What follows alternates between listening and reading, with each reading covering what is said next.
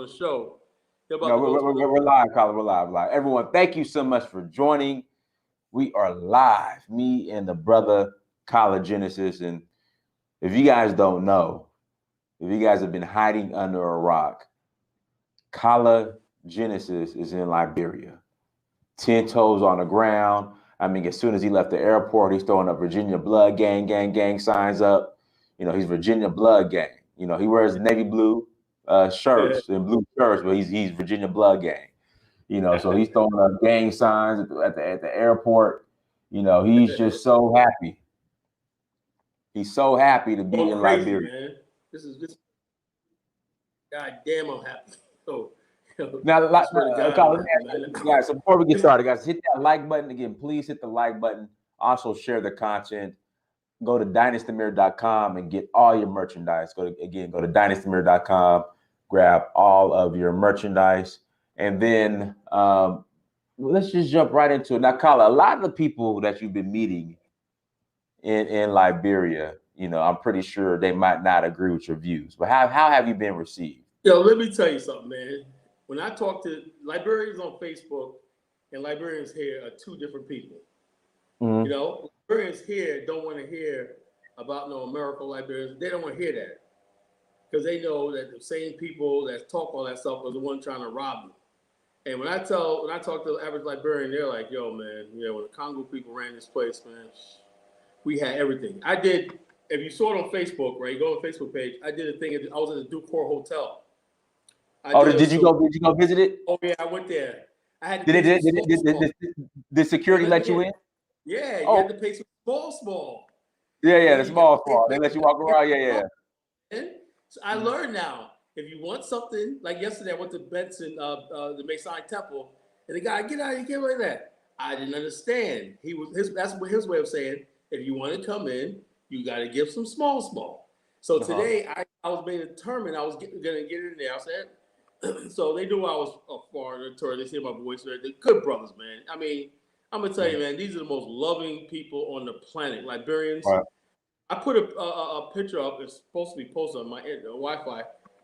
I went to my brother Jay Shem Greasy's academy today. He invited me there. He said, "Carl, you got to stop by." I took a video tour of it, right? I put it on Facebook just a minute ago. Yo, these kids all stood up and gave me a salute. Every grade gave me a salute and did the school song and whatnot. And they didn't sit down until I told them to sit down. I told each class, you know, get your education, right? We're going to build Liberia. And I love you all, you know, and I will be back, you know. So they were like, wow, yeah, you know, this, that, you know, the kids 1 through 5, when that kids want to learn. You know, I was just so overwhelmed, you know, by what I'm seeing in Liberia right now. That these people, they don't need African Americans coming over. You know what I'm saying? These people are survivors. Hey, they don't need what? They don't need what? African Americans, man. Keep your arrogant self over in America. If you want to come and do something, bring some money, spend with the local people, right? And give some small once in a while. You know? You know what? So when I went to Hotel Africa, I gave some small, and I got. In fact, you know, I need to post. They gave me a tour. Guy gave me a tour. Yeah. In fact, I need to post. I still have not posted the video of when I toured Hotel Africa. I got to post that. You couldn't get into the Ducor? I didn't ask, and then Royda, Philomena Royda, she was like, yeah, you should just pay security. They'll let you in. Yeah. But Colin, just, you know, today's topic is Liberia was once the Black Beverly Hills. Now, when you go to I deal in hospitality or was in hospitality. When you look at the Ducor Hotel, what it is now and what it used to be, how heartbreaking it is. Let me tell you something. The Ducor used to Black game show contestants, right? Liberia used to give like on ABC or a game show, right? You got a extended weekend at the Ducor Hotel in Monrovia. That's how powerful Ducor. It was a 5-star concert, the best continent on the African continent, better than anything in South Africa, Kenya, Casablanca. It was a testament. If you look at the Ducor overlooking Crown Hill and everything, you see when those settlers, and I did a thing today, a video today on my Facebook page, right? I put it on Facebook, and you have next time you go there, you have to see the carving and engraving there, you know. It tells the whole history. It shows the settlers coming there, the conflict with the natives, and then the peace, them coming together. That's right there on the bottom, J.J. Roberts statue, you know? So I basically did that. I put that on Facebook and everything. Everybody's like, okay, I didn't know that, you know? And so when you look at the Duke Hall Hotel, I went through the whole hotel, you know? That was a 5-star intercontinental hotel. That hotel was erected in 1964, right? That hotel right there on top of Snapper Hill, right, on Crown Hill, that hotel looked over the Atlantic, right? And that was a high point in Liberia. Oh, and it was a testament, right? And then when you look at all Liberia right now, from the war ruins and everything, you see, like in Congo Town looks like a rundown Beverly Hills, but you could see the gated communities that was once there, mansions, private beaches, all the stuff like that, you know? And so even though it has, all it needs is like people to invest and say like that. And Liberia is the one place you can actually own property without all the rigmarole of a lease and all the stuff like that, paying some cheap. All that stuff is gone. Liberia is a modern country. Even in the rural areas, they're teaching the one guy that I'm friends with, Antonio, and I was supposed to meet with him today, but traffic was too bad. And he was telling me that they go into the rural areas and they're teaching the rural people who used to live in villages, right, how to title deed their lands. So their lands get registered in the land commission that they own it. A lot of Liberians, they be owning hundreds of acres, right?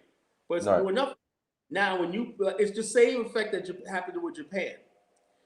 Japanese people want, how did Japanese get rich? When Japan modernized its economic system, right?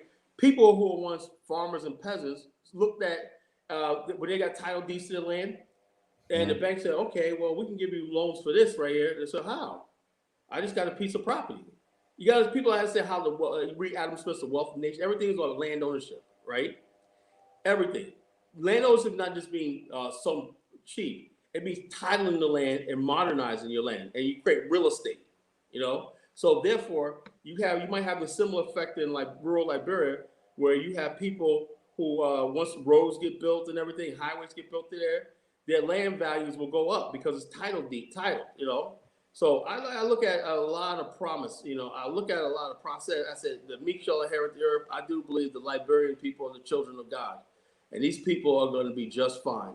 I just want to play my role in helping this country develop and keeping the Pan-African spirit alive in the country, you know, and that's why I'm working with people. Because everything you see in Liberia, everything is about Black America. You know, they love Black America. It's like, I went to the club tonight, and you would think you was dealing with just brothers in the U.S. You know, they know everything we do.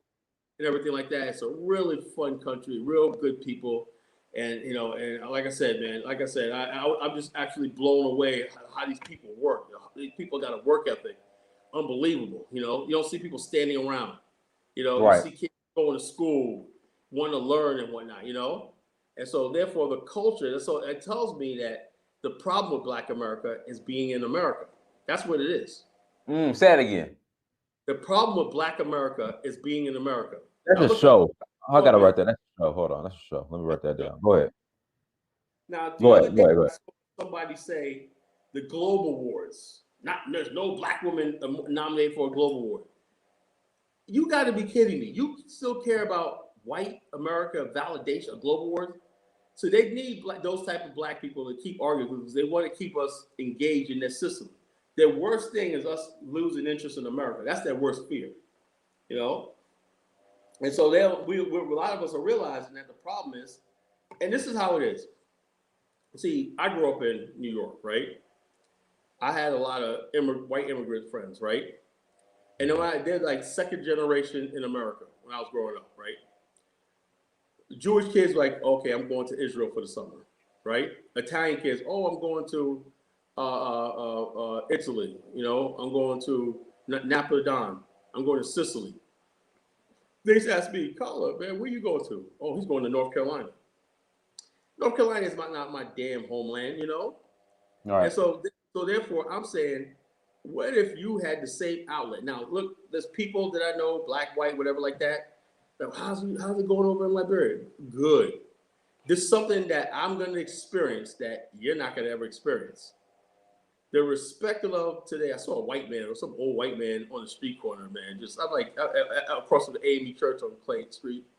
I looked at him like, what the hell are you doing here? You know? some old white man, you know. I was like, well, I don't want to see you, you know, get out of here, you know. I don't care what you got to say. Get out of here. Anyway, but I'm saying to myself, when you see people around you that look like you, these are your people. These are people that could be your cousins, aunts, and everything like that. And you're just basically embracing them and they're embracing you and whatnot. You know, a lot of them, they know you're from America, right? They see, I'm a kind of bigger brother. They're like, they know wherever he's come from, he's eating good, you know? And All so right. they're like, yeah, okay, they know you're from out of town. They see your accent and everything, but they don't care. You know, they're just like, okay, yeah, how long you been home?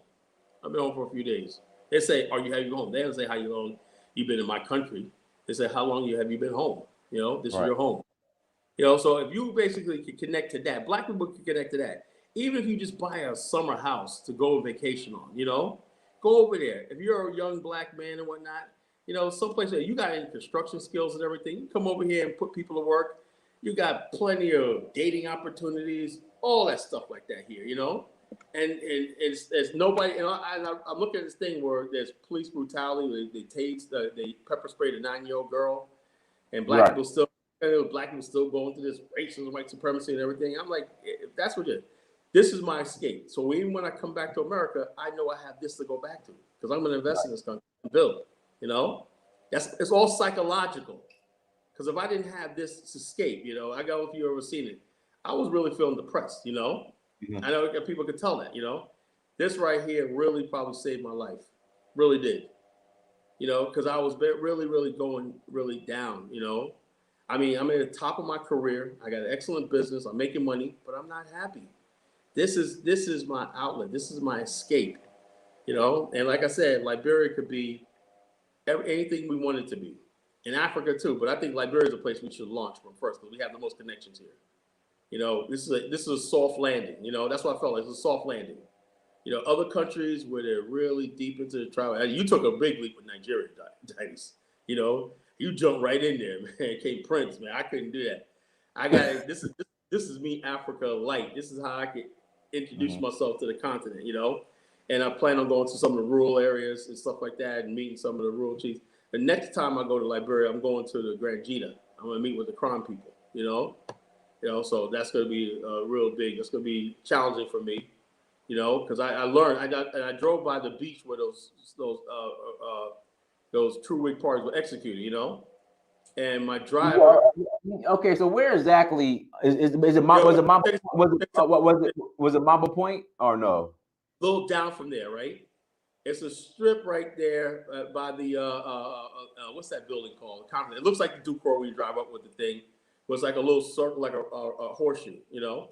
But if you go down the side of that, right, and instinctively I knew where I was going, right? Because I looked over the ocean. I said, Mhm. I know this. I said, I'm driving on Monrovia. I said, I'm finally gonna see it, and it's like a chill came over me, like a fear came over me, you know. And I saw those posts out there. And I was like, you know, and my girl was like, yo, that's where it happened at, you know? And her and my driver, they got quiet because they knew I was like really shaken up. And I was like, you know, and then I made a decision. I'm going to go ahead and forgive, you know, and move on. I'm going to let it go, you know, because I just fell in love with the people and this country and everything. And I said, look, let's just move on. And I'm not going to start that, you know, America, Congo, whatever like that. I think Liberia in its future is too much to lose, too important. You know, so you know, like I said, I would, but I'm having a really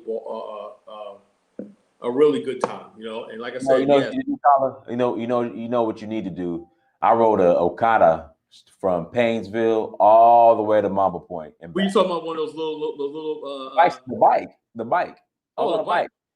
I thought you were talking about those little tiny little what they call pen pens. You know, KK. No, that's shoot. Come on, Dinus. Man, you ever I know see what you're talking anybody? This we was in Waterside, right? There's 3 rows of cars and not one accident. People driving on the wrong side of the street and whatnot. They said, yo, this is Liberia. You know, the police they'll come on and tell you, move on, move on, move on, move on. about. Even the police, like the KK. KKs, you know, KKs are Yeah. going back and forth. People grabbing stuff, vendors in your car, you know, trying to sell you stuff and everything. Not one accident, you know. But I was saying to myself, I said, this. See, the problem was right when Monrovia was constructed. Like you got let's take an L for this. Our ancestors, American Liberians and everything, did not want the Africa, that you see now. What you see now in Liberia is Africa, in Monrovia, with the shops, everything. They kept all that out of there. It was clean and everything like that, but it looked like an American city, right? And so when the indigenous people started flooding into Monrovia, they started setting up their shops and everything like that. And so the bottom line is this: I actually like that feeling. Now you could actually expand and build another section of modern Monrovia and say no vendors, right? That's fine. But the bottom line, these people are making a living. They're not asking for nothing. They're not friggin' begging nobody for nothing. They're not like that. There's no welfare. There's nobody sitting here like in America and talking about, well, what's Biden gonna give us? We need this. What are you gonna do for Black America when not? These people have nothing almost, and they're happy, So I'm saying to myself, these people, the meek shall inherit the earth. People that are humble and hardworking, and diligent. When you hear the average Liberian, he ain't talking about trying to get his hustle on. He want to get his work on. I want a job, And I know you've seen that other parts of Africa, that people like has a resilience, a survival mechanism, something that Black America lost. Something that we lost. We used to have that. But now Black America is spoiled, and politics is about what you can give us, and we need this and we need that and everything. And I'm saying to myself, man, I have to divorce myself from that mentality here in America. I do, because it's not getting us any place, So, like I said, I am just blown away by what I see, in the people, the work ethic, and the friggin' just good nature, good nature of the people, I can't describe it. I never seen Black people get along so well, and so respectful. The children are respectful of adults and everything. I seen a little girl today. Mama had a little switch, She's in there crying. She must have been best at a little peeking. Peeking means little one. Peeking, I said, peeking must have been bad, Be bad. They'll say, little girl, mama, put the whip to that little butt, The girl's acting up and whatnot. But I had a friggin' ball today, man. Every day is a new experience. I'm just learning so much and everything. I'm just blown away by the reception and everything like that. And I can't tell people how indeed grateful I am for this trip. And it's not over yet. I got 2 more weeks here, and I'm gonna do more and everything. I'm connecting with more people and everything. I'm signing people up to my social network site and everything like that. People are connecting. I'm connecting people in Liberia that didn't even know each other. Now they know each other because of me. So, have you connected with like the Coopers or Tober? Haven't yet. I have not yet. I haven't got a hold of Steve Tober, and I'm going to do that. But to me, I just want to connect with the people that I'm really close to on Facebook first. Because everyone's inviting me. I've got so many people. If you're in Liberia, I'm going to be on Caesar's Beach on Sunday. We're having a party at Caesar's Beach on Sunday. So if you want to come out, you're invited to come out. Please come out and have a good time. So we're going to have some fun, meet each other, greet, the bonding between us and the people on the ground, just amazing, all they keep telling you is, man, just spread the word, tell people come over. We don't have a whole lot, I said, man, the stuff I used to care about, Liberia's doing it. And now you see how well built like Monrovia is? I don't see America's cities with cuts and stuff like that, The only closest thing I ever seen was Charlottesville, Virginia. You ever been to Charlottesville, Virginia? Well, actually, that's where UVA or Virginia. No, that's where UVA. I think Virginia Tech, one of them. No, Virginia Tech's in Blacksburg. University of Virginia, one of them. Yeah. I've been to Blacksburg. I haven't been to Charlottesville. Oh yeah, okay. Charlottesville. Do Blacksburg got mountains too? Is it on hills? I don't remember. Charlottesville is on mountains and stuff like that. You go up long mountains. I said, wow. You don't think African countries could build roads and infrastructure around miles and roundabouts and stuff like that, up hills or whatnot, houses overlooking bluffs and everything like that. And I'm like, wow, this is incredible. Sure, they need to modernize their sewer system and stuff like that, and the trash and everything that's trash there, but it wasn't that bad. It was not bad. It was not bad. It's something I could live with. I'm like, okay. I'm like, the people there are just people amazingly clean too. I mean, I'm just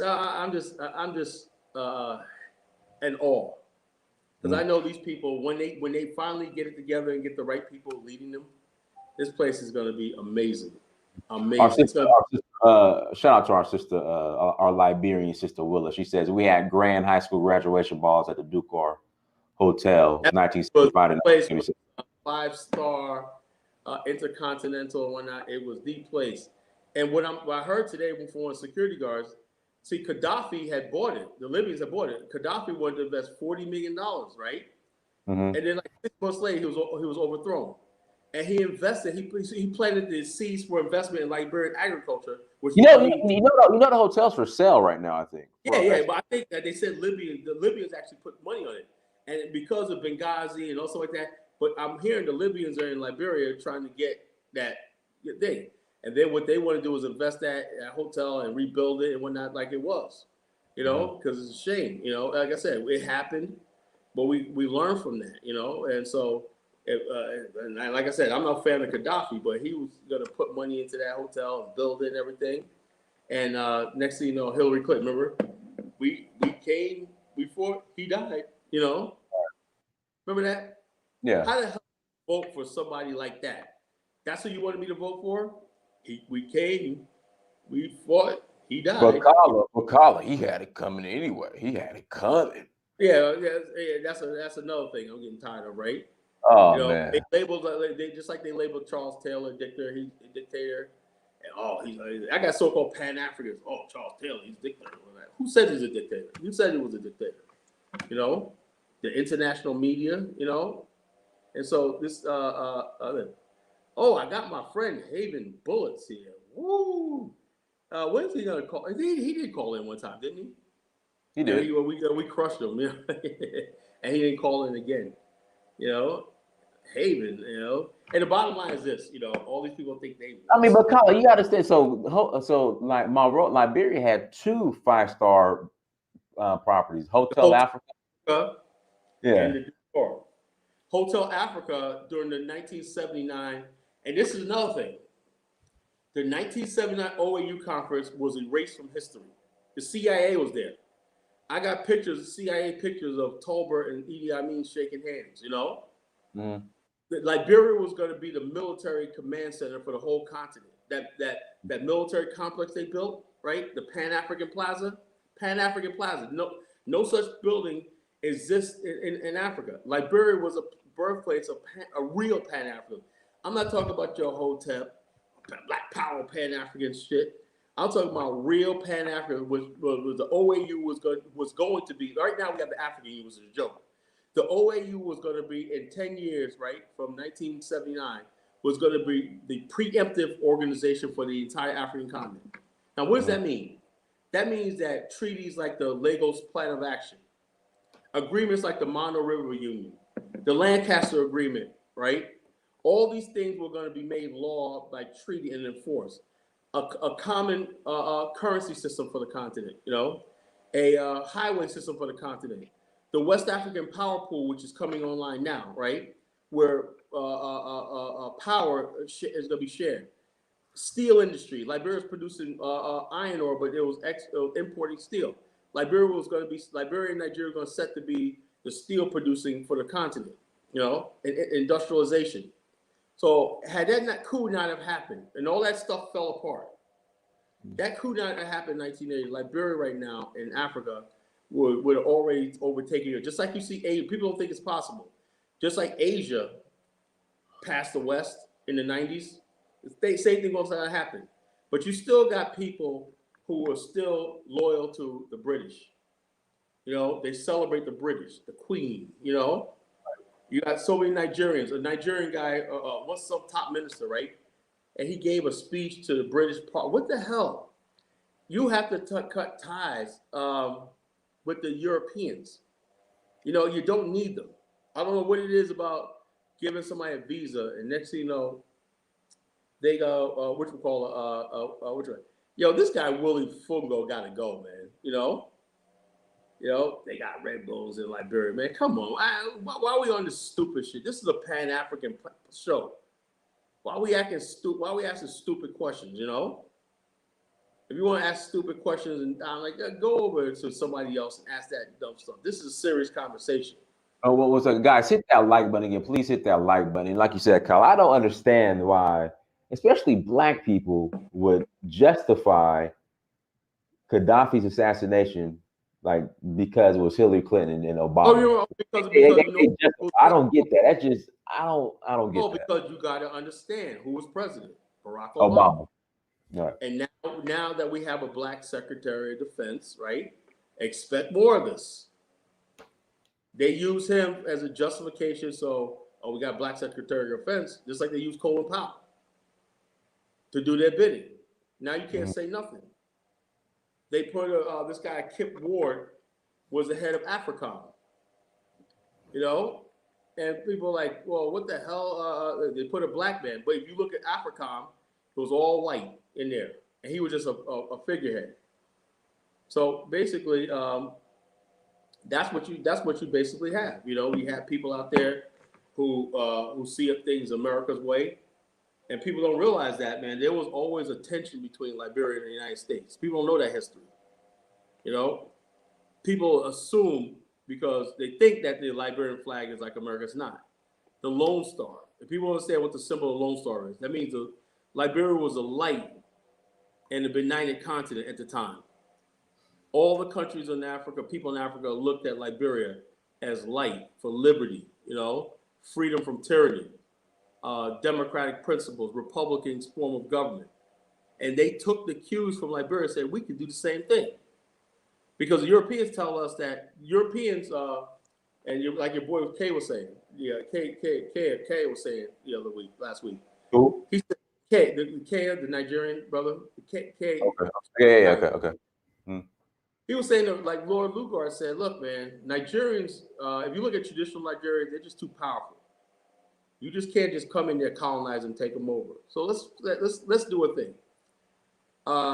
We know if we just basically made them a part of us, give indirect rule, at least 100 years before they figure out that they don't need us. That's what it is. They say, okay, we'll give you indirect rule. Okay, you're the leader of this, and you're the leader of this. The people that they had the most contention with in Nigeria were the Igbos, you know, because they didn't have the same sort of kings and stuff like that, you know, and their system was more global, and their outlook on things was a little different. It's funny how Western people always talk about they want to go around spread Western democracy. That's not true. They're against African countries who do adopt Western things like military borders and stuff like that. They don't want that. They don't want Africans to basically do what they do. So if you look at around Africa, who do? In Zambia, the Barotseland people, right? Barotseland, the king of Barotseland decided to become part of the British. And then one brother had to point this out to me. He said, "Oh, that's not African garb he got on. That's Scottish kilt he got on." You know, I said, "Really?" The king of Central African Republic, right? He had this big gold throne. That was from France. You know, that was French. Yeah, right. The dictator. So, the dictator. The dictator. Yeah. Mobutu Sese Seko.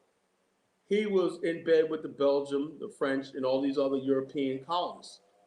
But I put a picture up where there was a Rumble Jungle, and it worked on us, right? They got Muhammad Ali and Don King to do the fight in Kinshasa instead of Monrovia, and Nigeria's bidding on it too. And what that did was it raised Mobutu's international profile. Also, people started looking at Mobutu like he was a Pan-African hero because he was down there with he put up money for the fight and everything like that. But people like Fela Kuti was protesting all this. He said a lot of black people from the West, they don't understand. He said, look, yeah, you guys talk about apartheid in South Africa, but we got worse people in Nigeria. That's what Fela Kuti said. You know, and the government eventually put him in jail, you know, tried to shut down Fela Kuti, his movement. So the bottom line is, we have in the future, right? You can't hold on to, you know, the West and your Frank. One brother actually called into your show right now. You know, he speaks with a French accent. I think he says he's from the Congo, but he has this deep French accent. I haven't heard him on your show in a while. good brother, man. But I'm just like, man, you are a black Frenchman. You know, I'm like, come on, man. We talk about Africa because we all come from everything, but you can't talk about Africa and basically you don't want to cut ties with France and all this stupid stuff like that. You still France is a mother country. I think being from America, right? I don't understand the attachment to these people. But then Right. again, they're the ones who gave them the modern education system, right? And so people grow up thinking themselves as part of the British, you know, No, British no, look, subjects, stuff like that, you guys, know. make sure you go to DynastyMirror.com, get your copy of Kinky Hair is Coolly Hair. DynastyMirror.com, get your copy of Kinky Hair is Coolly Hair. Guys, we're going to take some callers. You want to call in and challenge the caller in Liberia. Yo, check this out. There's this one dude, right?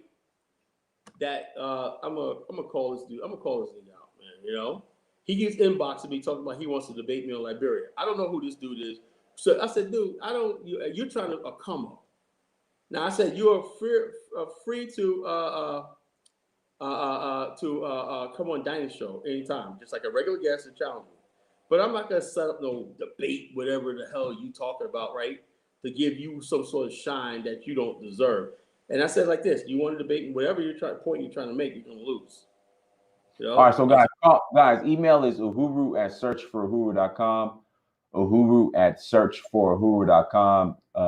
Email is in the chat room. Send me an email. Again, send me an email and you can call in again, uhuru@searchforwho.com. Send me an email and I will send you the link and you could call in and challenge the caller. All right, go ahead. Send him a link right now. Check this out. He says, okay, laugh, LOL, hate that LOL shit. Okay, bro, of course you're entitled to turn down a debate. What's that a debate? Whatever you see fit. All it left me is clarify what I stated already. If you agree, you will be debating brother Wally Africa. Now, I don't know who the fuck this is, you know? Wally Africa, not me. Somebody I'll crush. You know, bring anybody up, I will freaking bury you.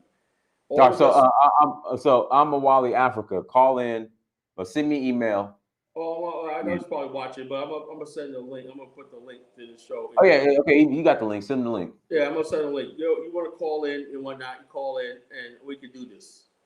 We can do this tonight. Our sister Willis says, "My generation, people 55 and over, enjoyed the glory days of Liberia." Yeah, it all ended, you know. But the thing is, man, we just can't give up. You know. I said, call in. Call in. Call in now. Call now. Let's see if he calls in. You know, I'm sick of these people. They want to debate. Oh, I want to debate, whatever, like that. You know.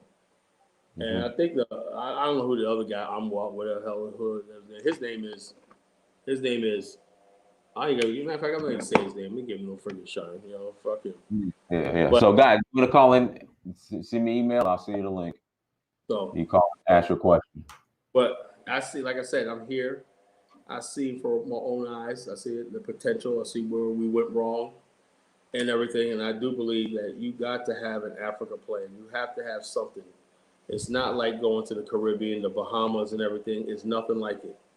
You know, the power. What I think is this: you don't see people on the street corner talk about racism, white supremacy.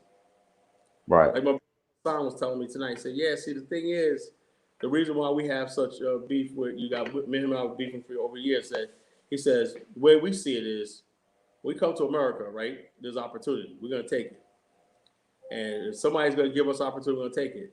He says, "But the Black Americans, we don't focus on racism because America is not our end game." Yeah, Dias? Says America is not our end game. Our mind is still on the continent, you know. So therefore, we'll endure stuff from white people because we're just trying to get what we want. He said, but you guys have a vested interest in trying to change America and stuff like that, you know. And we appreciate that and everything. But he says, and I know that's attention because you feel like a lot of Africans feel like they should do their part and everything. But if they're not trying to be here permanently and stuff like that, and they got their mind on Africa, why would they want to get involved with this conundrum that we're in? This called racism, white supremacy. It's a conundrum. Conundrum is a riddle that a never-ending riddle that can't be solved. So, has anybody called in? No, not yet. No, guys, again, call in. I mean, again, I put the email out. If you want to call in, send me an email and I'll send you the link and you can call in and ask your question. Yeah. So basically, like I said, and like I said, I'm extremely blown away by what I'm seeing, what I'm feeling here, and like I said, I feel like I'm at home. I feel like I'm at home. I feel like and not only that, there's nothing you can't do in America that you can't do here. I need stuff emailed. I need stuff faxed. I need to get stuff like that. There's Wi-Fi. There's internet. You're connected. And so basically, your internet in Liberia is stronger than in Virginia. I'm telling you right now, man, I having no freaking problems. I'm saying to myself, wow, man. Like I said, you got some issues here and there, and stuff like that. But minor stuff that could be solved. In the end, it's worth it. It's worth it. And so I try to tell people all the time, man. And like I said, I post a lot of pictures up on Facebook. I got so many people saying, look, I can't wait to go to the country. Convince me that Liberia is a place to go to. I say, yeah, you'll definitely have fun. Because I know what the average black man in America wants, I know what the average black man in America wants. Once you get this taste of freedom here, and just the embracing of the people and everything. You see people that look like you, all these people and families and everything like that. Kids that look like my cousins and nieces and everything walking around, and it's like, it's unbelievable. Kids walking around with their iPhones, their backpacks, everything like that, Listen to, I'm going to tell you right now, Dinas, the music. The music. Is this like this in every country? Africans jam day and night. Yeah. And they playing the good shit. DeVito. Right. Found this other guy tonight too. But I said, who's this guy right here? Oh, did he send me that? No, he didn't send me that shit. This dude was killing the club, man. I was like, damn, who's this? They're playing reggae. They're playing some Afro beats. I mean, the club was lit tonight, man. We were having a friggin' blast. We took like hundreds of pictures, man. We had a friggin' blast. You got everything. You got traditional stuff, You got modern stuff. You got everything you need, And you're not on some desert island somewhere. You're connected with the rest of the world. Right. So like I said, people think, oh, Africa. Oh, I was on the phone with my Aunt Bobby, right? Bless her heart. I love her, right? And when I was driving from Robertsport, the airport, right? On that long highway right there, I thought I was in Delaware. Yeah. I was seeing businesses and everything, ranch houses and everything, driving down the road, through McGreevy. I'm like, I see all these houses and businesses, resorts and everything like that. I'm like, shit, I look like I'm on the Eastern Shore of Virginia. That's what it looked like, I'm like, and Mom was like on the phone with us, right? I got a video, I'm gonna post it too. She goes, now do y'all got TVs over there? Oh man, that was so funny, man. We all cracked up, We got TVs over there, but bless her heart, man. But it's to the point now where now she's interested in coming, Right. And stuff like that. So and my family like, okay, now they're all looking it up and everything. I said I only wrote a book. My aunt bought my book, right? So oh, that's nice and everything. But now she's like, I gotta go read that book again, Right. And I'm like this. Now I got people looking it up and whatnot, thing. No. I wasn't clubbing, man. But I could club here. I can't club in the States. I had my lady out with me. Hassan showed up one night. A couple other people I know showed up. More people. We're gonna be at another club tomorrow night, VIP guests and whatnot, And we're just partying, man. The nights that we do business in the daytime, everything. Nighttime for partying. There's no weekend here. Monday, Tuesday, Wednesday, Thursday. Party. There's small clubs, small hole-in-the-wall clubs you can go to.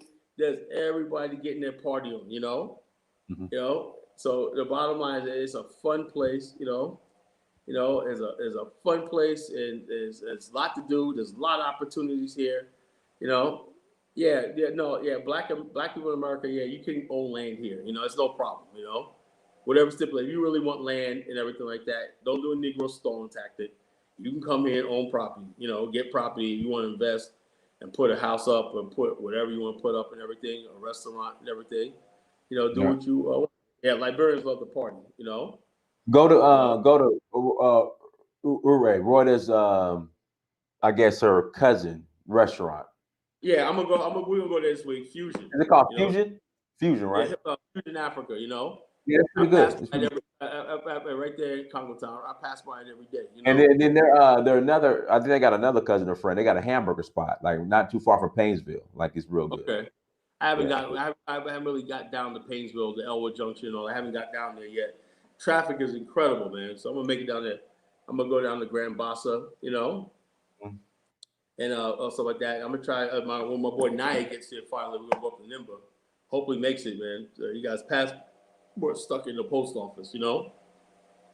Trying to get his visa, you know. I tell anybody, if you're gonna get a visa, whatever like that, do not use the post office. Do not send your passport through the post office. Send that thing through FedEx or UPS, certified. You know, don't ever do that. I use Passport Visa Pro, and I had a friggin' ball, you know. And it got back in like 10 days. My visa got back in 10 days, you know. And so basically, like I said, this trip right here, I was determined to make it. Almost didn't happen, you know, because snow was just coming down as I was leaving, you know. And then when I got to Liberia and I hear about, we're blanketed with snow, I said, I'm glad I dodged that bullet, you know. The whole East Coast is blanketed with snow. I'm glad I dodged that bullet. But I barely made it out, you know, because we had to de-ice the plane, get the snow off the plane and everything like that. And I was like, please, Lord, get this plane up in the air. I mean, I was sitting on the set, I said, please, Lord. Then after like about an hour, I said, okay, we're ready to take off. I'm like, thank God. You know, thank God. You know, so it's this trip and everything has been a blessing. And I can't, I can't stress enough. And things are absolutely going to really change, you know, for me and a lot of people that I know and everything. So where's our opposition tonight, you know? I just sent the link out to a couple people, just waiting for them to call in. So, but I don't know if you have any opposition tonight. That's why discussion. I want to hear what people got. If you want to ask me questions, you know, call in. You know, you want to ask questions, call in. You know, no, I was a popping bottles, man. We were just drinking. I drink Liberian club beer. Did you try club beer when you was here? Only beer I like is Origin. They have Origin beer in Liberia. It's gonna be hard to find it, but they do have it there. It's called Origin. That's the best. I love Origin beer. It's out of Nigeria. I love it. And they had some sort of Liberian liquor here, man. You know, shots, real cheap and everything like that. You know, so which we call, you know.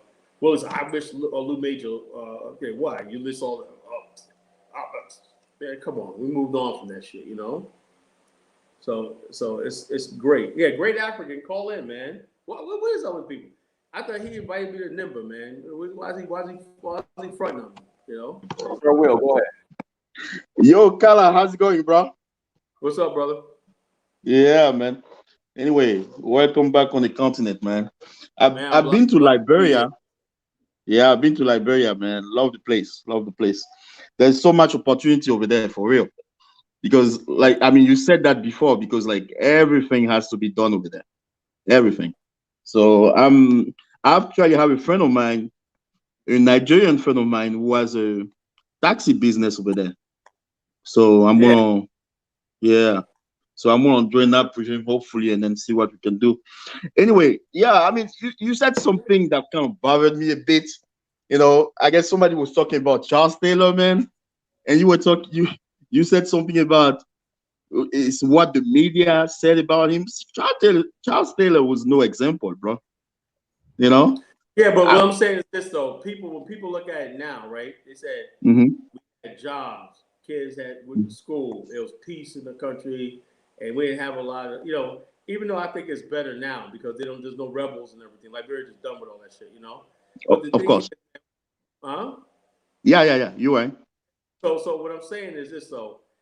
This is the thing about Africa, man. This is the thing about Africa, man. People obsess me a lot of times, right? Yeah. You know, Look, man, I know what it takes. These African governments, right? They don't have the resource money to give you what the West can give you, right? So the West Yeah. always used as a way to discredit people in power and say, Mm-hmm. "Oh, look at these people living good while you're poor." And at any time, right, the right Mm-hmm. connections, the right thing, right, you can pull a coup off anytime. Mm-hmm. And then what happens when the coup happens is called after the coup. The same people get in power. What has to happen is this: Africans have to read one book that should make mandatory reading. George Orwell's The Animal Farm. Have you ever read that? What's it called? Yeah, yeah, of course. Yeah. Okay. That Mm-hmm. right there, that book right there, I read that as a kid and I reread it in college and everything. And when Mm-hmm. I started getting into geopolitics and studying Africa, I always reference that book. So the thing about reading books, right? When you come up reading books, and I would urge anyone, right? Go to Mm-hmm. an old bookstore, just get a whole bunch of books, especially books on history and everything. Read them, right? Because you're going to Yeah. come across things and dates and things and happenings in time, right? Yeah. That with thoughts that go all the way back to Ivan the Terrible in Russia and all these other people, the Habsburgs in Europe, the Holy Roman Empire, Constantine. Read all these things and everything. Just have a view, whatever, right? What you'll Mm-hmm. see in history is the same thing will play out in modern times, right? Yeah. I could, if you read Robert Shakespeare's Julius Caesar and read a book of Julius Caesar, you could see Mm-hmm. how Samuel Doe could come along. You know, you could see how Adolf Hitler could come along. Yep. People basically say Julius Caesar promised the Romans glory, but what they had to Yep. sacrifice was their republic, the law, the rule of law, and everything. And he went out and start wars, right, for the Mm-hmm. glory of Rome, without the Senate authorization. And then when he came back, he used the populace. Yeah, hell Caesar, hell Caesar. I'm gonna give everybody money. I'm gonna give you this. But what he doesn't tell you is what he's gonna take away. This thing has been Mm-hmm. played out in Africa so many times. It's just now Africans are getting educated to these demagogues, and people have come along because the West is Thank you. playing now. Yep. You know, Yep. they tried to No, do yeah, you're that right. with Tassigira in Zimbabwe, but Zimbabwe is a very educated. They rejected him, Mm-hmm. and they said, for all it's worth, we're going to stick with Mugabe. Why? Because he's trying to give our land back. Tassigira he was with the white farmers. He was saying, Mugabe family is Mugabe, which was all true. But what was worse? This guy was in the bed with the Europeans, and the Anglo-Saxons and all the people that owned the commercial farms in Zimbabwe. But when people are educated, they can see through that. They can say, well, I remember this happened in history 2,000 years ago. The same thing happened in history. Well, such and such, and this empire faced the same thing. When people are not Mm-hmm. educated, they don't know history. They don't know these things played out. So why we have libraries, And until the Yep. black man and the black race to the black race and everything like that, just have a universal knowledge. Then you can have a scope of how to deal with Africa, because we've been doing it Yeah. all along. We talk Mm-hmm. about Pan-Africanism, but yet we're failing. I When it agree. comes down to business and getting this stuff done, nothing ever gets done Yep. because we Yeah, don't but I understand. mean, yesterday you said something very, very interesting though. You were talking about interconnecting all those countries in Africa in order to make more trade. Yeah. I mean, I was like, yeah, I mean, you're speaking the truth right there because I mean, we really need to be trading more between ourselves. That's for sure. 90% of all trade in Africa should go between African cities, Yep. and Yep. interconnected. Indeed. And Indeed. you do that, then the currency, you can loosen the currency. The currency can be devalued. When currency leaves, it has value. That means you got to hold on to it. When Yep. currency is staying in the country, it's devalues. You can loan it out. There's more spread around. Right now, because Africa imports so much, everything, Yeah. currency leaves. And the Lebanese And like I said, I can't, even though I found out something today too. I'm learning every day. I found out that like today, I went and had some furniture made, right, for the place that we staying at. I had some African traditional furniture guys make me some furniture, nice furniture, right? He does it, he owns it, right? But several other furniture making companies, you see the black people that working, but Lebanese doing the work, and he's paying these guys $150 a month, and they're making a killing of furniture, leather, everything. You've seen it. And I said, so there's no system in place to make sure that the people have labor unions and everything like that, because the Africans don't think they're worth it. Like my driver, right? I tell them all the time, right? When every day I said, look, man, don't worry about eating. I'll feed you. When we go, I go out one night. Hey, John, sit down.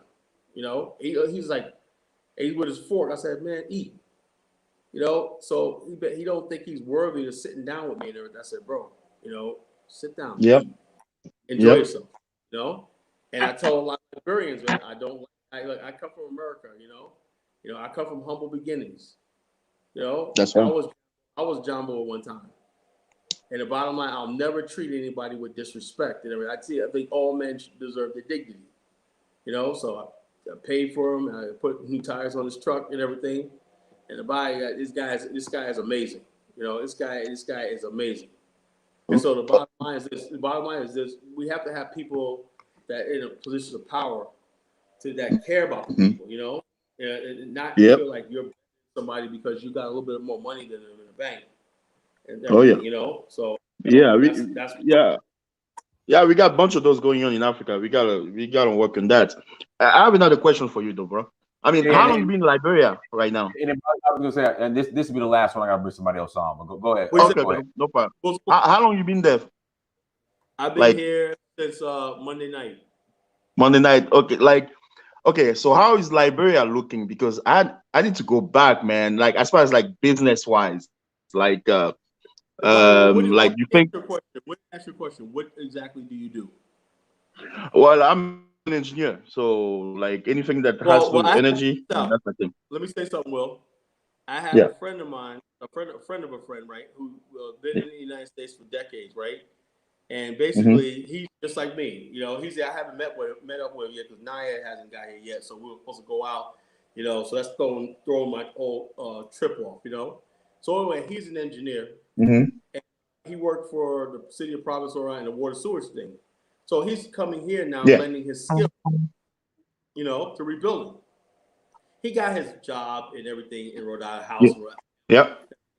But he took time off. He's staying here for 2 months. Do work, planting seeds. That's all you really have to do. There's plenty of opportunity here. If you got skills, engineering, stuff like that, there's plenty of opportunity. You just have to fight for it. And you have to make it accountable for Liberian contractors. And I see like this: Liberia right now could have a good distribution system. You see everything from those stands that sell washers and everything. These people are no joke when it comes to business. I mean, I was like this. I needed a frying pan, right? Do something. I said, well, no, go to next thing you know, dude ran around here. He ran across the street, went up to another vendor, and I'm gonna say something too, right? Next thing you know, frying pan, boom, boom, and the one guy, he had sandals. I said, bro, I just bought some today, man. I still gave him some small too. A few dollars. Okay, thanks. That's how it's done around here. He helped me. That's right. Guy. But get this. This is something I want to talk about. All the Liberian vendors on a block is so organized, right? They keep the money in one big glass thing. The money's sitting there on the street corner. Every corner has a big bucket of money, glass, for all to see. But not one time will anybody ever try to steal anything. People can walk away from their money thing and come back. Try doing that in America. I'm just talking about the character of people, And like I said, I'm gonna spend the rest of my life defending this country. Defending the country with all I got. These are really good people. But appreciate it. Appreciate it. Appreciate it, Don. Appreciate it, Kala. No problem. All right, great Africa. Go ahead, bro. Hey, you hear me clear? There he is. How you There doing, he is. bro? What's up, man? There he is. Welcome to Liberia. Hey, man, Hey, we glad to be here, brother. we share a common brother friend, Naya. Naya, Um, you heard about what yeah, happened? His passport. yeah, I heard. I'm like, man, he was supposed to be on the plane with me, man. I'm like, Naya, man, you killing me, man. You know, but it's not his fault, man. Killing me. Yeah, it would have been nice to, so he would have took you to Senegal to where we're from. Yeah, if he So gets here, man, if he gets here, we're still going up there. You know, we're still going up there. We're still passing through there. You know, we're going up there. that's good. So hey, I just want to just read something really quick so that people can maybe have the impact of what Liberia stands for and why it was created. So I'm just going to read a passage. Okay, this is coming from the Declaration of Independence. This was written in 1847. So I want you to think about how the condition was in 1847 for Black people in the United States, and Yeah, it's then you out. can contrast it to how it is today. Okay, so listen carefully. I've had a few to drink, so Yeah, I had So a drink we, too. yeah, so we, the people of the Republic of Liberia, were originally the inhabitants of the United States of North Hillary America. T. Hillary T. Exactly. In some parts of that country, in some parts of that country, we were debarred by law from all rights and privileges of men. In other parts, public sentiment more powerful than law frowned on us. We were everywhere shut from all civil office. We were excluded from all participation in government. We were taxed without consent. We were compelled to contribute to the resources of a country which gave us no protection. We were made separate and distinct class, and against every avenue of improvement, we was effectively closed. Okay, so that's how they start explaining why they formed Liberia. Okay, Mm-hmm. so I encourage everybody to just Google it and just read the original Constitution of the Republic That's of the Liberia. expertise. He founded the Liberian first printing press. You know, he was a Yeah, real star, Black nationalist and whatnot. And he said, "Look, that was that was an indictment on America." In my novel, I mentioned Hillary T. You know, yeah, and he said, "Look, yeah, there was hostility." He said he'd rather deal with the hostility of the natives than ever go back to America. You know, yeah. because there was a real possibility of being taken sold back into slavery. You know, if you went back to America. You know. Yeah, it was, and see, for me, I'm an indigenous Liberia. I probably have relatives. I definitely have relatives that were taken into slavery just based on 900 plus DNA relatives in the United States. Um, but I just want to encourage the audience to study a little bit more about Liberia in depth, not just the negatives. Yeah. The Quick question civil for you. conflict and all of those things. Do you know my boy Antonio? He works in Bongwan. He's working with the Liberian Tourist Bureau. You know, I don't. I don't.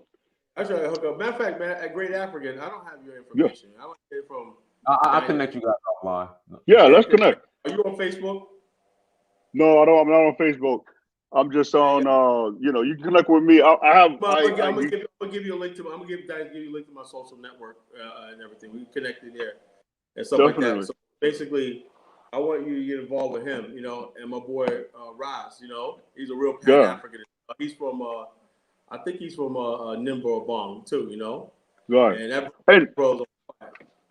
speaking of bunk, this is another thing. When you're on your way to Nimba, stop in Kakata Magibi County, Yeah. BWI. Okay, that's Booker Washington Institute. Oh yeah, That's yeah. Institute. Yeah. Right. Yeah. It was modeled after the Tuskegee Institute.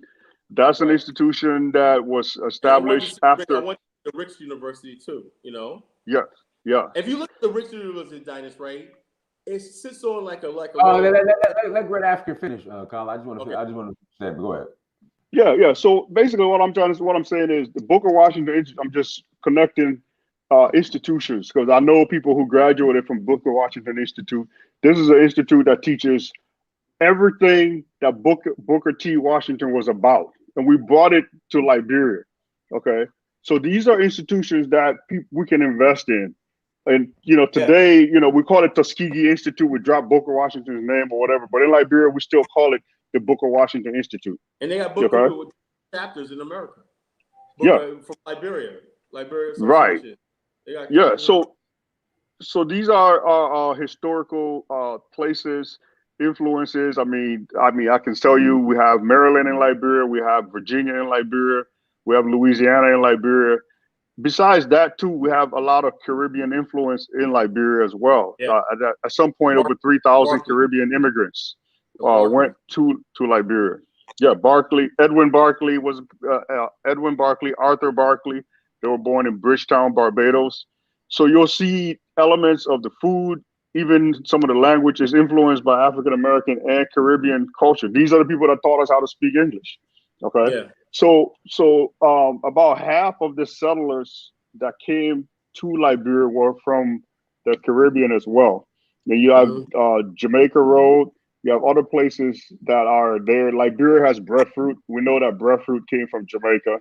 Okay, before it went to Jamaica, it was from Tahiti, but it was brought to Liberia by Caribbean people. A lot of things are collard greens. You have it in the South. So some of the Southern foods are influenced here. So it's Africanized food, Africanized soul food, as I should say. Some of our cuisine. So Diners, when you talk about tourism, would need the road that goes through the Gola Forest. I haven't driven from Freetown to Liberia yet, but when you get your groups together, there has to be a way that so people come in for a longer time. Go from Sierra Leone to Liberia to Monrovia. You can stop in Cape Mount. So put Liberia on the itinerary. We have governments of Liberia say, let's build that express. Vegeta was talking to me and I said, yeah, we can get from but even though Sierra Leone has a nice highway, right? But you still, I don't understand. You got to go through all the loops and everything like that. Go up here. We need Africans to understand. We need an expressway, point A to point B, and then what you do is you have bypasses, flyovers, and everything. A road don't need to go through every little small town and out and everything. That takes too much time. Exactly.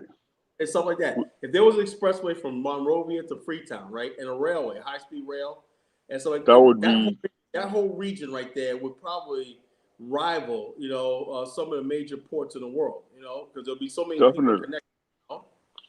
So, like even right now, I'm looking to purchase some equipment out of Sierra Leone. There's a guy that manufactures palm oil mill, and he does a very good job about it. But now it's just a question of logistics, getting it from there, trying to get it across the border, not sure how the roads are. So this is the type of stuff that we can do when it comes to trade, when you know that the roads are reliable, in terms of, I don't mind giving somebody a little bit of money at the border, but I don't want it to be cost prohibitive too, where they set, they set you aside and then you got to pay so much to get in. So, but anyway, look, welcome to Liberia. I'm glad to see that you made it to Liberia. I'm hoping that one of these days we can all connect in Liberia. When do you ever come to Monrovia? You ever come down to Monrovia? I come to Monrovia. I'm not in Liberia right now, but I don't know Monrovia. When I go to Liberia, I spend most of my time in Nimba because I'm one of those guys. I grew up in Nimba. I just came. I couldn't tell you anything about Monrovia. I came from Nimba and went straight to JFK, and then came. Definitely a big city. Yeah. I was blown. I thought it was going to be a small town. Monrovia is a big city. Yeah, it is. It is. So I mean, I'm more familiar with but Monrovia is everybody's home, So, but for a lot of my when I go to Liberia every year for my projects that I'm doing, and so I spend a lot of time, training people, working, doing different things. So we do palm oil, we do rice, we do vegetables.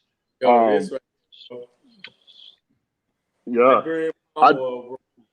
had some tonight, man. I had fried potatoes with onions and whatnot, with some fish, get this, my fish, it wasn't bought in the super. I bought it on the side of the street, a stall, and the girl cut it, right? A big fish like this, right? This big, big.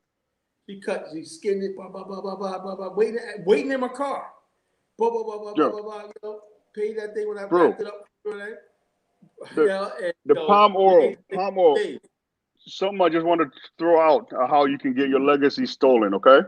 Palm oil originated in the Guinea Belt, okay? So basically, the whole entire Republic of Liberia sits in the Guinea Belt. That's where palm oil came from before it went out to the world. In the 1912 or so, the British took it to Malaysia as an ornamental plant. And now, today, Malaysia and Indonesia are the #1 producers of palm oil in the world. Yeah. Okay. Yeah. And then, so what I'm saying is, certain parts of Liberia, there's no tree that's more prominent than palm trees. You'll see palm trees growing wild. That oil that you're seeing there, just looking at the texture of it, at room temperature, is the country palm oil. Okay. Mm-hmm. So that's the palm oil that grows wild, that the people harvest in the forest and everywhere else. And then you have the hybrid one that you grow on a farming type scale. But these are things and opportunities that we can tap into. Palm oil can give you 600 gallons of oil per acre. Soybean oil gives you 50 gallons of oil per acre. Okay, and you got to replant it every year. So we harvest 2 times a year for our palm oil. You get what I'm saying? So that's one aspect. Rice is important. You see right now. You see how much Liberia's producing rice like crazy now. Yeah. You know. Oh yeah, Liberia's rice. Yeah, we did a pilot project. I got enough sea rice right now to do 300 acres of rice. I just did a pilot project, and my guys ate a lot of it. We planted 5 acres of rice. They ate a lot of it, but we saved enough that we have enough seed. 2 different varieties. Narika 19 and Uluru 6 is a low. I don't want to geek out on farming. But there is another rice variety, is a red rice variety that is originated in the Bong County. That's even better than quinoa in terms of the health benefits, and that's indigenous to Liberia. Okay, so anyway, I just want to stop here and say hello and appreciate you. Support, brother. Thanks. Yeah. So let's hook up for sure. Oh, all right, definitely.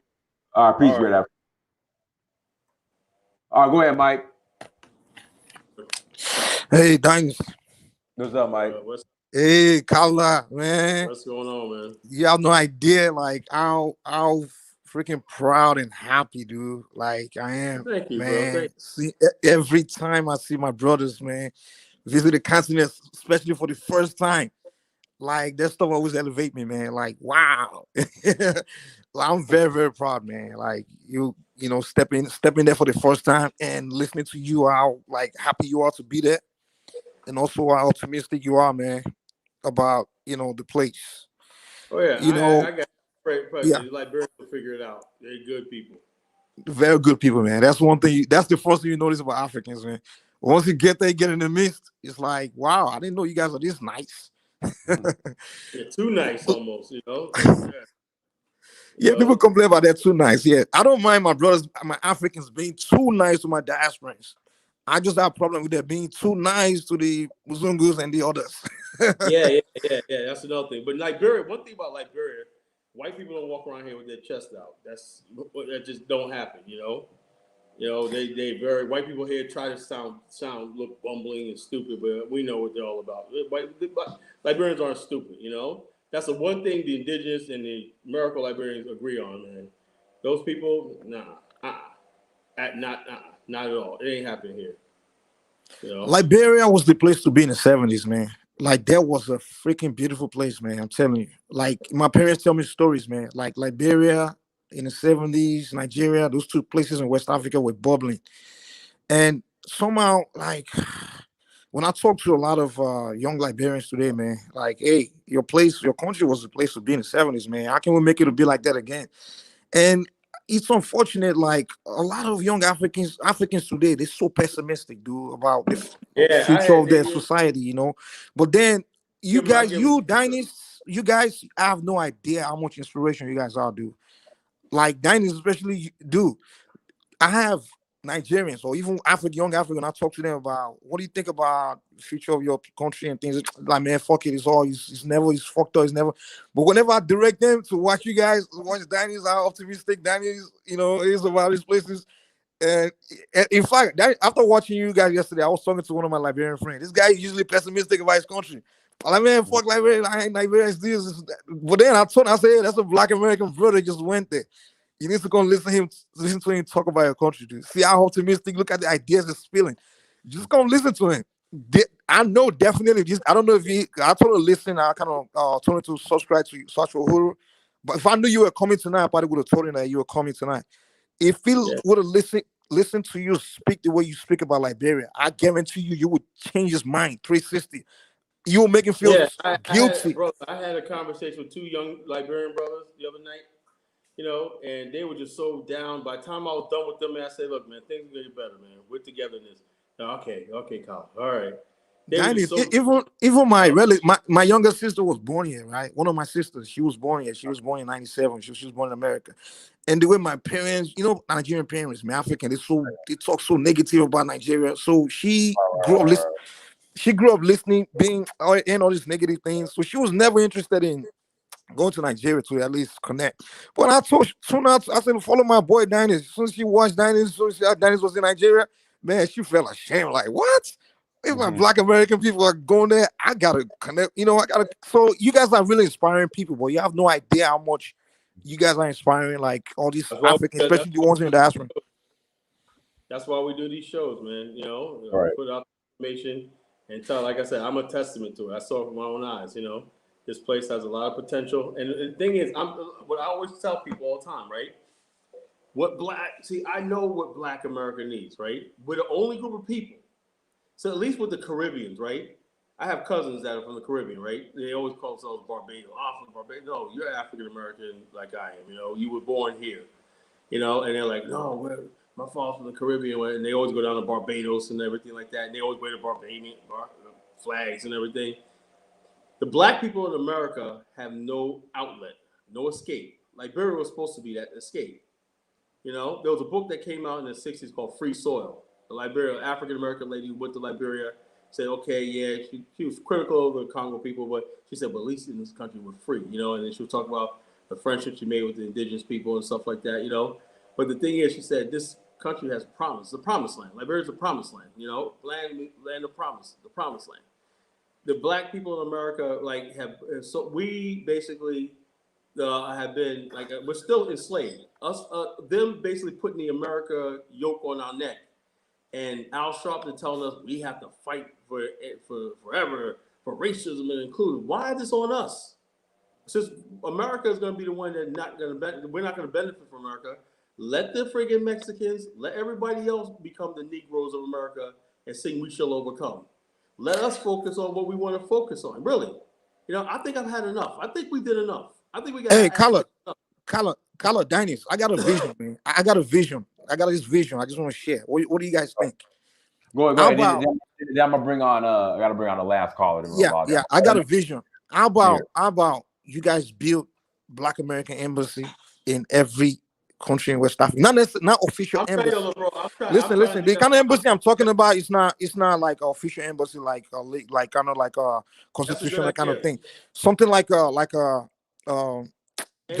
just like a building you call like House of Black American, things like that, and then use that base to kind of like create every presence on the continent, because I think you guys present on the continent can kind of like start having Africans look at like noticing you start to be influenced by the diasporans, and then from there they can start having different kind of views about themselves and their homeland, and see how you guys view the continent, and then they can start sharing the same kind of view, and from there I think things can start to turn around, man. Things can start to turn around. I think the diaspora's presence on the continent can really influence a lot of change. That's one thing I think, man. And last question though, do you guys being to Liberia? Dennis, you've been to Liberia and you also been to Nigeria. From your interaction with the people, I know a lot about Nigeria and a lot about Liberia.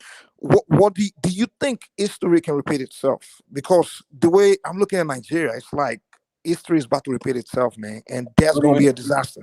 What do you mean? What do you mean repeating Okay, yourself? okay, Nigeria. okay. Liberia had a civil war. Nigeria had a civil war, Mm-hmm. right? Exactly things that led to the civil war in Nigeria. It's exactly what's playing itself out again today as we speak. Mm-hmm. And it's a shame. So what do you think it's a possibility that history, because that civil wars was set those two countries back.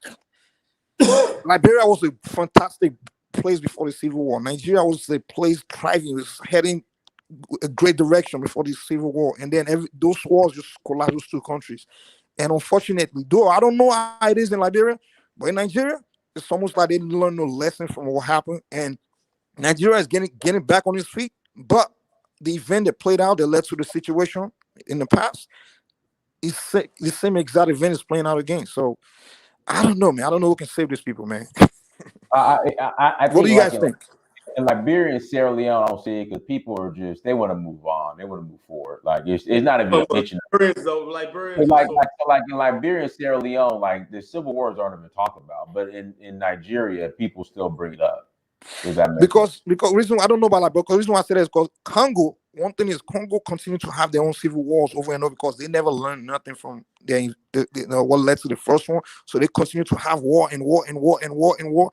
Though Nigeria had the first one, and fortunately we had a lot of intelligent people that get in the way to prevent things from happening the same way. But unfortunately, it's still playing out. So that's why I'm like, I don't know, man. It'll get better. We just have to keep having discussions like that and say all the people that wars usually happen because people are out for their own personal thing. It's not anything to do with anything better. You could have the perfect government, everything going good. Somebody wants power, and this is for all black men. All black men. Have to listen to this, right? We have to be humble, right? Play your position. It's not always about being on top and being in power. That's something something in the black man's nature because of not having power. This is what I'm talking about. When you look at the average white guy, right? You walk down the street pumping his gas and everything. He's not gonna flex on you because he knows he got what he got and everything. He knows he got life and everything. Black man gotta always basically flex and see how tough he is, and that comes from being powerless, where you're not seen as a thing. White people like I'm white. That's an accomplishment in itself. I was born genetically into the white race, so that's what it is, and that's what people are fighting about now. Whiteness, white. Look, it is what it is. They built this country, they built this world on whiteness, and the greatness of whiteness. And there's nothing we're gonna do to change that. No global wars, no Oscar, no anything like that is gonna change anything. And so therefore the black man has to get to the point where, okay, you see Paul Kagame, things are going good, right? Why do you feel like you need to overthrow? You got dudes in the Congo, right? Rwandans in the Congo, rebels, talking about, yeah, we're here to fuck shit up, right? They want to bum rush Kigali and just take over. I'm like, hey, ask him, yo, bro, I talked to one Rwanda, right? Inboxing me, right? Threatening me, right? Yeah, man, fuck Kagame, man. You keep talking about Kagame, Colin, man. Fuck that. We'll come to the U.S. and fuck you up. I said, dude, man, shut the hell up. First of all, shut the fuck up, right? Then I said like this. Let me ask you a question. Paul Kagame, kids are going to school. They got rid of the French language. The economy's growing. It's like a little Singapore of Africa. They got IT. They're manufacturing shit. They're doing stuff like that. Tell me what you could do better. No, you just got to go. See, that mentality right there is what led to the coup of Liberia. It led to all the freaking turmoil in Nigeria. It's the fact that somebody says, I don't care how good things are going, I need to rule. Then all the West does is sit around, right? Because these guys hang out in the West. That's what they do. They hang out. I got them on site, man. A lot of these dudes that are causing trouble in Africa spent years in the West. They're trying to befriend white people. They make contact with Interpol, CIA. They spread misinformation about their home country and everything. As soon as that country dictator, they tried to do that in Gambia a few years ago with President Jammeh, but the coup was, I don't know if you guys remember that, he crushed the coup. Why? Because Jammeh said something about the LGBTQ and that was a signal to enact a coup. That was like 5-6 years ago. But it was put down, and people were arrested and stuff like that, taken into custody and everything. He crushed it. So as soon as you fall out of favor with the West, right, You got these people sitting around like snakes in the grass waiting to friggin' strike. That's all it is. Until that happens, until we make these people fear, us more than they fear the white man, it's never gonna change. Kala, that's the point he made earlier. Kala, I'm about to leave. I'm leaving. I'm getting off right now. I just want to throw one point in before I get out. Kala, this is the point you made earlier. You say the kind of people that were best for Africa, that the white will not be able to use against their society are people that don't have kings. I disagree with you. Actually, the people with the kings are the people that are harder to use. But anyway, thanks, Dennis. All right. All right, no problem, brother. Thanks for coming on. Yeah, Mike, take care, bro.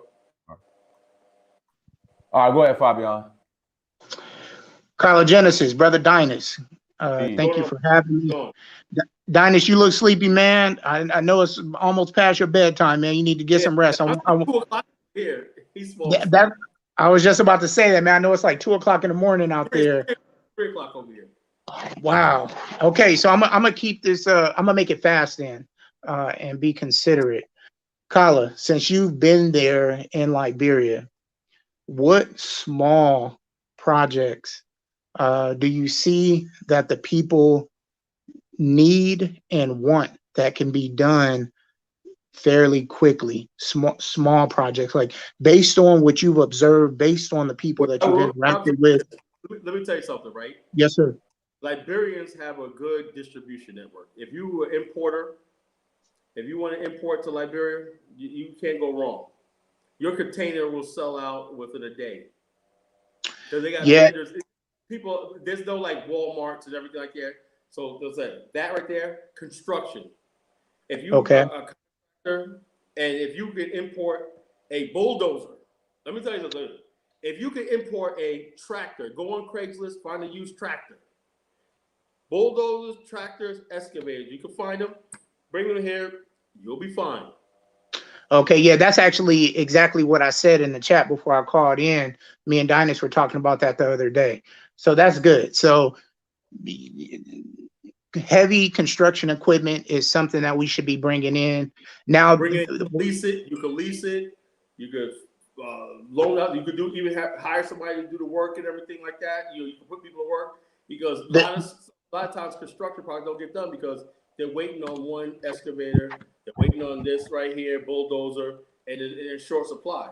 But if you have your own, you can get a lot of contracts and stuff done. Yeah, well, that's also sanitation. If you could somehow, if somebody could come with their own sanitation, but it's outside. We have private companies that do modern sanitation, turning trash into a thing. You could go and tell the kids, young Liberians and whatnot, I'll pay you $5 for every let's say good price. We'll pay you $10 for every 100 pounds of trash you bring to us. That trash is recycled and turned into fuel, anything like that. Recycling. You get that over here, right? You clean up the country. You'll create opportunity for people, and you'll make a ton of money. What's the water distribution like out there? So are you in your hotel? So the countries that I've been to, we use water towers here. They use water towers. Trying to put everybody up on the grid. I have a guy that just came from Rhode Island. I'm gonna talk to him. My girl Sanea, she's working with the water power. Congo Town's pretty good. Congo Town, Liberia, is the parts of Congo Town. You drive down the street, you think you're on any big city in America. It looks really nice. It looks really nice. And then some parts of the city on the outline need to be put onto the grid. That takes time. You got to have pipes and stuff like that, culverts and stuff like that, plumbing and pumping systems and everything. It's a lot to do, but if you can do that and you got skills in that and you can procure that, and the main thing is work with different like NGOs, stuff like that, to make sure that when money is loaned to stuff, it goes directly to the project, right? Link up with like every community like this. You'll talk to a community leader. We need this, we need this, we need that. You go to the government or whoever the government partner is, say, okay, this is what it's going to cost. I could bring this in, I could do this, boom, I give them blueprints and everything. They say, okay, and you can get a contract. And you'll always have people to work. You won't have any shortage of people that's going to help you and work for you, People will flock you. You go down the street, say, I'm trying to get it, I got a construction business, I just got a contract to do this. Dudes will be lined up around the block, man. What do you need? What do you need? Even if you don't hire them, they're going to try to help you. Okay. Do It's you not know like that over here. so like most of the African countries that I've been to, most of the water is, people dig boreholes and pump water up from the aquifer, right? Have you seen any large bodies of fresh water? So when you're talking about the coastline, that's salt water. You have to, take that water. If you're gonna, They get their water from up the St. Paul River because Monrovia was a blessed city because when the True Whig Party runs it, they had Mount Coffee Dam, right? And they used to supply the whole city of Monrovia. A company in California built the fire hydrants, water systems back in the day. So the city was well planned, right? But the thing is, you have a million people moved in, right? And the city's trying to give these other informal settlements access to stuff. But the basic core of the city, right? The infrastructure is still pretty good. Sewer system, water system, and everything like that. It's still very good. They're getting everything online. And pretty soon, Monrovia is going to the Mount Coffee Dam is going to be producing electricity to the city. Good pretty soon. It's finished. The product's finished, and they're going to be part of the West African Power Pool. Mount Coffee Dam sits on the St. Paul River, right? But it's not that far from the Sierra Leone coast. Liberia used to supply Sierra Leone with electricity back in the day. That's how great this country once was. It was a leader in Africa. It had its own oil refinery. Another thing I want to talk about is this. This is another thing, right? Anybody that's in aviation, right? That means that somebody that can run our airport. Don't we have people in Atlanta that run Delta and the airports and everything? The Liberian airport used to supply fuel for planes from all over the world flying in Africa. Not only the fuel, right? Cleaning the planes, maintenance. Liberia had mechanics, everything. No more, right? No more. Now everything is done in Sierra Leone, and they come over to Liberia. And I told Liberians, they say, I didn't think about that, Colin. Why is it that thing? Yeah, you're paying a plane ticket, right? But there's nothing coming back to Liberia. People flying to Liberia, but when the planes come there, they're not buying fuel, they're not buying food, they're not buying supplies, they're not buying napkins and all the stuff that the planes restock with, every time they land. That's money in commerce. You see what I mean? That right there is exactly what I'm saying. So when we're talking about importing goods into Liberia, that doesn't necessarily help the Liberians long term. It helps the person that's exporting the goods.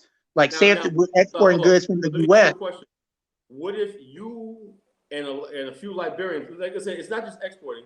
There's a whole distribution chain. You're gonna need somebody to warehouse.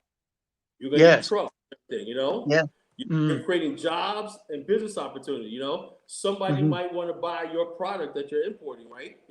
See, you can't, manufacturing is the lagging, right? A lot of us think we got to manufacture first. No, you got to develop the channels of distribution, like a river.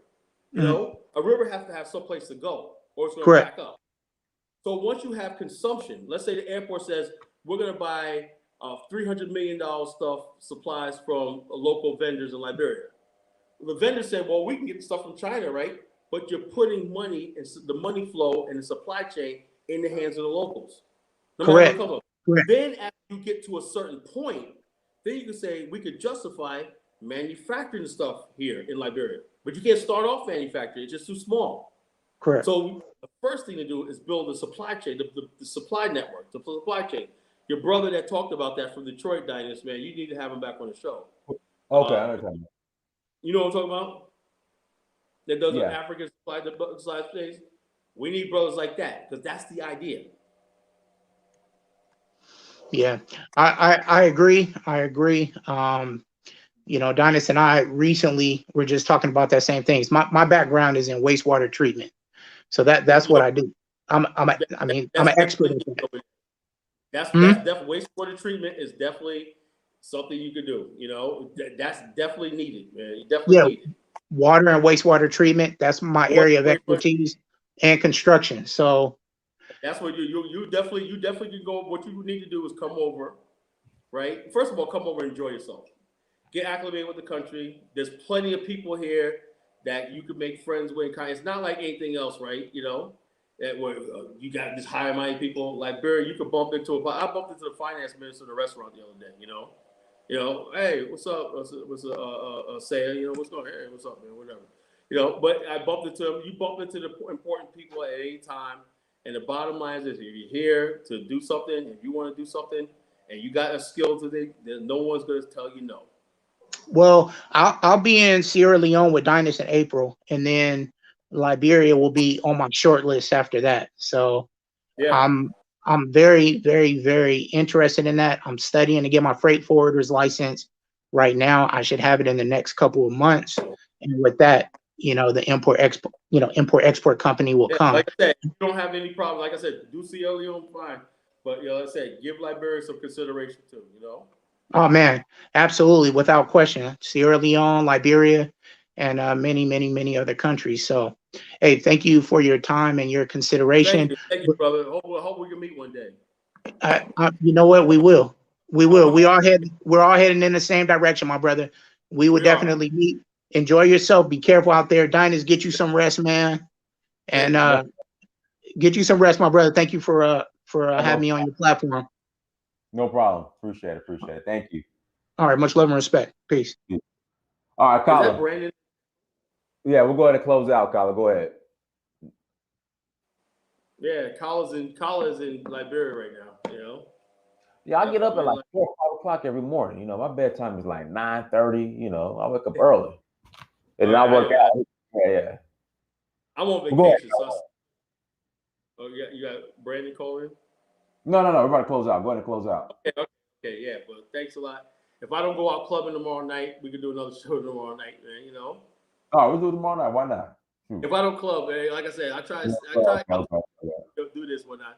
But these guys act like they want to keep me out all night tomorrow night, man. I'm like, but I'll see if we can do the show tomorrow night or Saturday night, whatever, So, whatever, But I'm having a ball. This place is great, I'm having a blast. I'm making connections, building the BIO over here, The bottom line, this is, I meet these young Africans. And Brandon, go on my Facebook page, man. I got a whole bunch of videos, man, that I put up today. Amazing. These kids at this academy, they saluted me. They stood up and did the school anthem in front of me.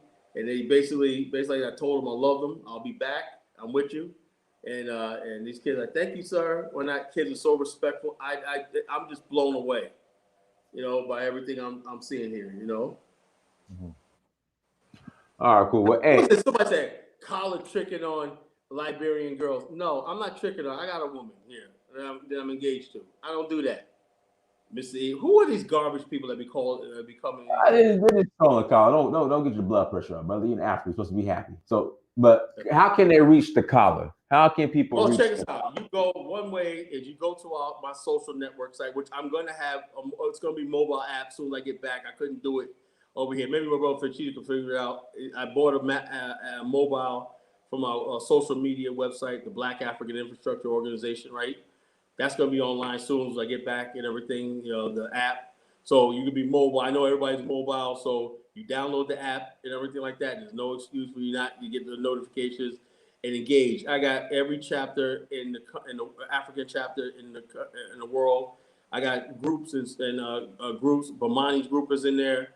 I got so many people connecting on that, man, from Angola, Liberia, and Sierra Leone.